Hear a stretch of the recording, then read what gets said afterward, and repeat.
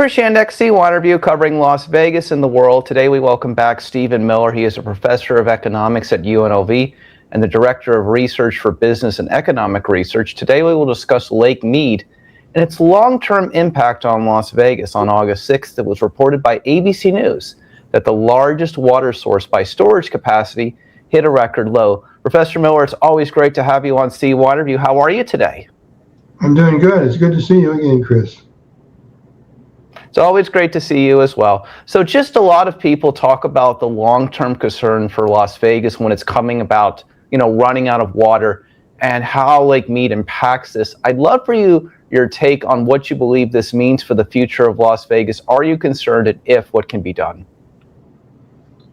Well, Las Vegas has embarked upon a strategy of conservation that should be the hallmark, the example, the test case for every other state in the compact. Unfortunately, the negotiations keep stalling, and they don't come to a resolution of the issue. So just as an example, when I came to Vegas in 2001, the population of Clark County was about 1.5 million people. And today it's about 2.5 million people.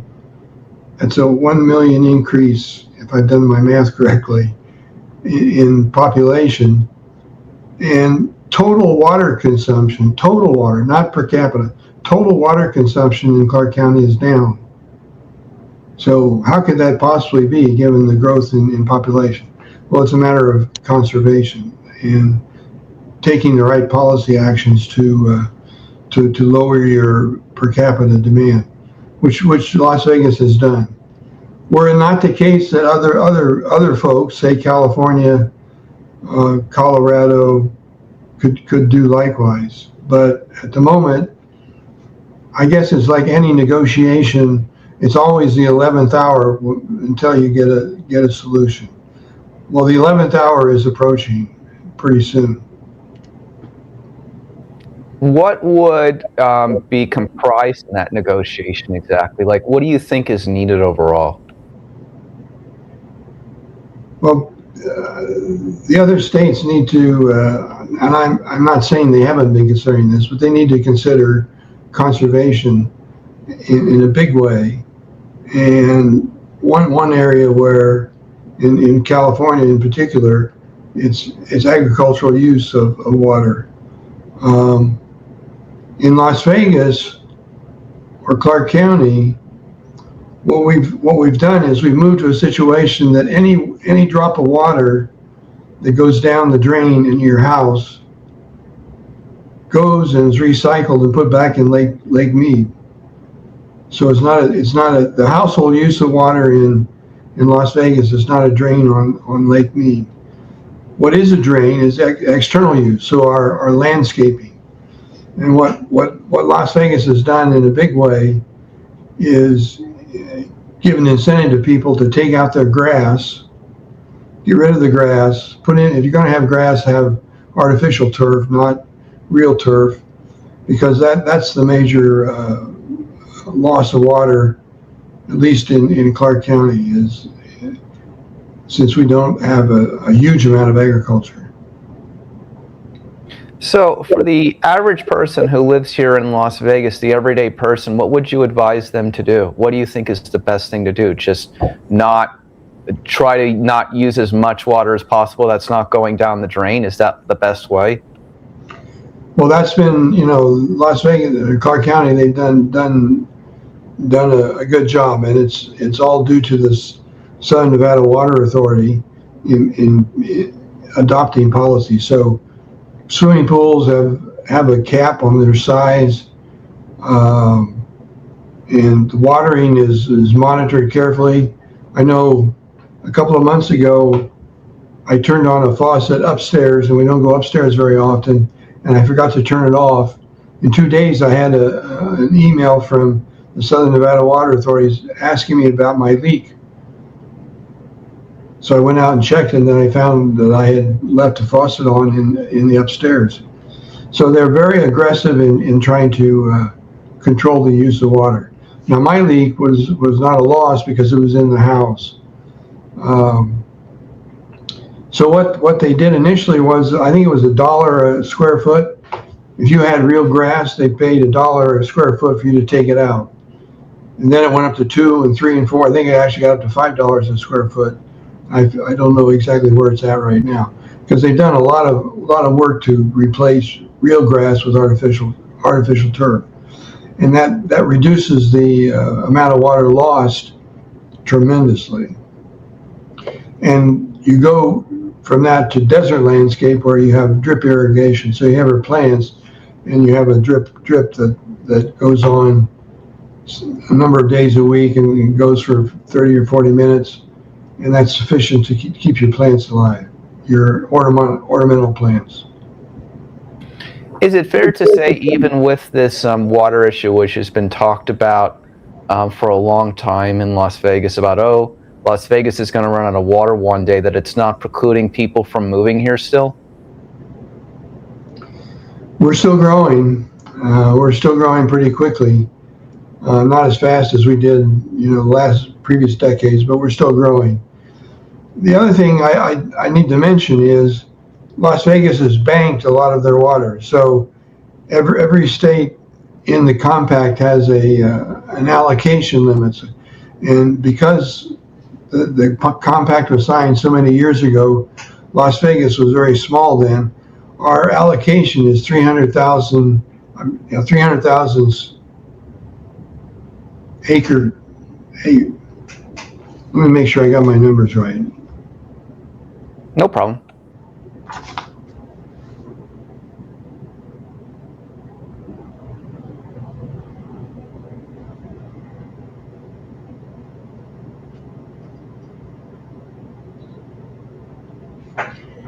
Yeah, 300,000 acre feet per year.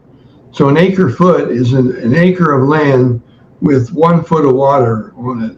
That's the measure to use. So we have 300,000. California has 4.4 million acre feet.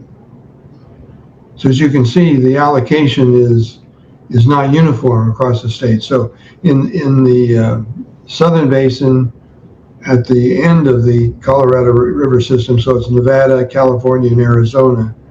And in the upper basin, where the Colorado River begins, we have Colorado, New Mexico, Wyoming, and I'm missing one, Utah. In the lower basin, everybody has an allocation given to them, and California is 4.4 million, Arizona is 2.8 million, and lowly Las Vegas 300,000. In the upper basin, it's a slightly different model. They divvy up the amount of water that they have for the whole upper basin.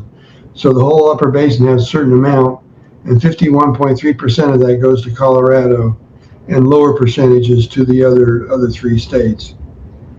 I was thinking about that this morning. I don't know if that's problematic in terms of negotiations, because the 2 regions are at odds with each other. That's basically a negotiation between the upper basin and lower basin, as far as I know. Of course, I'm not plugged into the details. And that difference in allocation, I haven't thought it through carefully enough, but it may be a stumbling block for the negotiation process. It might be easier if everybody had a fixed amount. Am I naive to think, and you tell me if you think I am I naive to think that there's so much money to be lost by some of the biggest corporations in the world here in Las Vegas that they'll find a resolution to the water issue, because there's money to be lost, billions, obviously? I keep thinking about it as I'm talking. I need to go to the bottom line, the big kahuna, the big elephant in the room, which is, and I don't think I said this yet, Las Vegas has banked 2 million acre feet of water. What does that mean? It means that our allocation was 300,000 acre feet. We don't use it. We've conserved, so we don't use it. And what you can do is you bank it. So we put it into Lake Mead. It's in Lake Mead as a reserve. We have 2 million acre feet.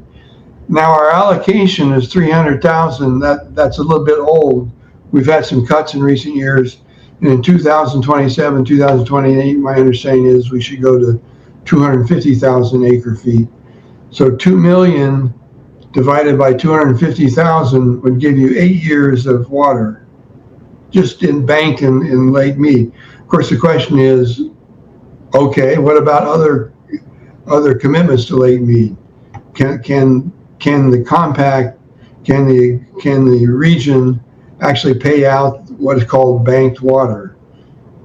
Until that water is actually used and debited from the bank account, I'm a little skeptical that maybe it makes sense. But the Southern Nevada Water Authority has banked that water as a contingency upon cuts, which we're now seeing. I think what people are worried about is what's going to happen in 20 to 30 years from now. And your whole point is, well, they'll just wait till the last minute and then they'll get something done. I think that's the answer, unfortunately. The clock will be ticking towards midnight before people will get deadly serious about solving the problem. Unfortunately, our allocation is so small. We're on the short end of the stick in this whole process, and we're still growing. Let me just ask you two last things as far as that goes. Just spiking now about the hospitality industry in general. Do you think in the last 5 years that professional sports has been the brightest spot truly? The brightest spot? It's been I guess like the newest, highest revenue generator for the city, I guess, is the best way to explain it. I'd have to go research that, I think. My guess is there's a big splash. There's a lot of news about diversification in sports entertainment. And it is true that Allegiant Stadium, which had lots of skeptics, I mean, most economists are against public support for stadium. But the evidence so far has been that Allegiant Stadium has been a net positive in terms of the economic effect. Whether the A's can generate the same result is an open question. The Raiders are still working on it. The Golden Knights have proved it, I guess. I mean, we have people that come here from Canada to see their favorite team and spend a few days in Las Vegas. Sometimes the hockey rinks sounds like we're a visiting team, not a home team. That's about right. Last question for you. Obviously, area of economics, of course. Is America currently in a K-shaped economy? And how long do you think this will last if that's the case? Well, I would say this is maybe too much of a analytical sort of result. If you start an economy where all the firms are the same size, and each firm has a 50-50 chance of increasing its size by 10%, and it's a random event, over time what happens is the firms separate into smaller, medium-sized, and large firms. It turns into what's called a log normal distribution, not a normal distribution. And that describes income distribution. That is, the income distribution is typically log normal. And what that means is that goes along with the K economy. You have the rich, and you have the middle class, and you have the poor. And we've experienced since 1980, I think 1980 was the beginning of a widening of our income distribution, more people in the high end and more people in the low end, and the middle class sort of moving in two directions. So it's not necessarily a surprise. But if you're in the low income distribution end of the distribution, it's not so pleasant. Noted. Professor Miller of UNLV, it's always so great to see you. Thank you so much for being on CY Interview, and thank you so much for breaking down the Lake Mead situation. I have a lot to think about today after today's conversation. Thank you for being on CY Interview again, as always. Thank you, Chris. Have a good day.